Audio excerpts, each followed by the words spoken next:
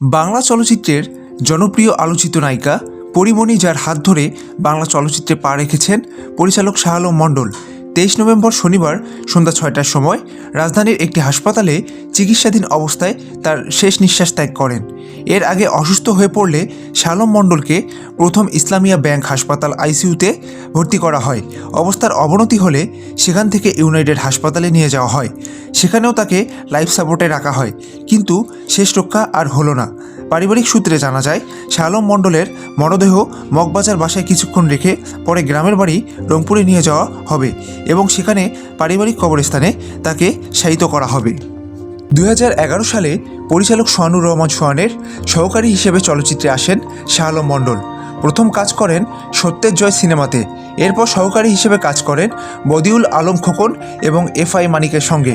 শাহ আলম মণ্ডল পরিচালিত প্রথম সিনেমা ভালোবাসা সীমাহীন। এ সিনেমা দিয়েই চলচ্চিত্র প্রাঙ্গণে পা রাখেন ঢাকাই সিনেমার আলোচিত নায়িকা পরীমণি। শাহ আলম মণ্ডলের মৃত্যুতে শোক প্রকাশ করেন চলচ্চিত্র পরিচালক সমিতি, প্রদর্শক সমিতি। রংপুরের বদরগঞ্জের মধুপুর ইউনিয়নের সাবেক চেয়ারম্যান মৃত আলিমুদ্দিনের ছেলে শাহ আলম মণ্ডল। তার মৃত্যুতে শোকের ছায়া নেমে এসেছে জন্মভূমি মধুপুরে। রিফায়েত ইশতিয়াক হৃদয়, সরজমিন বার্তা।